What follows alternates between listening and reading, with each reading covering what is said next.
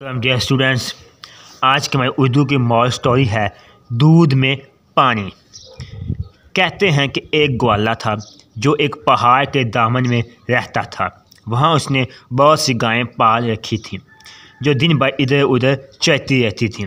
گوالے کا یہ دستور تھا کہ وہ صبح سویرے اور پھر شام کو ہونے سے پہلے دودھ دوہتا، پھر دودھ میں ڈھیر سارا پانی ملا دیتا اور شام کے اندھیرے میں قریبی قصبے میں پہنچتا اور دودھ بیچتا۔ اس کا دعویٰ تھا کہ وہ خالص دودھ ہے، وہ خالص دودھ بنا کر بیچتا تھا، جبکہ اس کا یہ دعویٰ سراسر جھوٹ تھا۔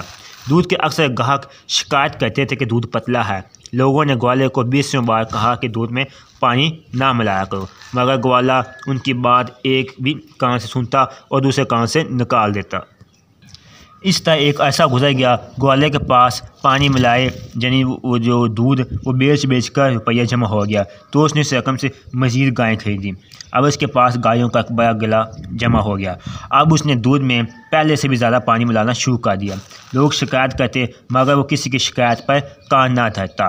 اس کا لالچ بڑھتا گیا، اب اکڑ کر چلتا۔ ایک دن خدا کا کرنا ایسا ہوا کہ پہاڑ کے دامن سے سیاہ گھٹا اٹھی جو دیکھتے دیکھتے آسمان پر چھا گئی۔ گوالا سیاہ گھٹا کا دیکھ کر بہت خوش ہوا۔ اس نے خیال کیا کہ یہ بادل خوب برسے گا اور ہر طرف ہریاول ہو جائے گا، اس کی گائیں خوب کھائیں گی اور موٹی تازہ ہو جائیں گی، اس طرح اس کے وارے نیارے ہو جائیں گے۔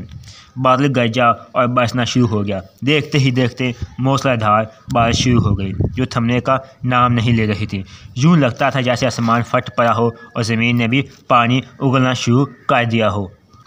ہر طرف پانی ہی پانی ہو گیا۔ پہاڑ سے پانی کے ریلے آنا شروع ہوئے اور دیکھتے ہی دیکھتے اس قدر بڑے کہ ہر شے کو بہا کر اپنے ساتھ لے گئے۔ گوالے کی تمام گائیں، اس کے گھر کا ساز و سامان بھی تنکوں کی طرح بہہ گیا۔ خدا کر کے سیلاب تھما، گوالے کا گھر بار سب کچھ برباد ہو گیا۔ اب گوالے کے پاس ایک بھی گائیں نہ بچی تھی۔ گوالا ہر شخص سے کہتا پھرتا تھا، میں نے اپنی زندگی میں ایسا سیلاب کبھی نہیں دیکھا تھا، نامعلوم اتنا پانی کہاں سے آ گیا۔ ایک عقل مند نے کہا، یہ وہی پانی ہے جو تم دودھ میں ملایا کرتے تھے۔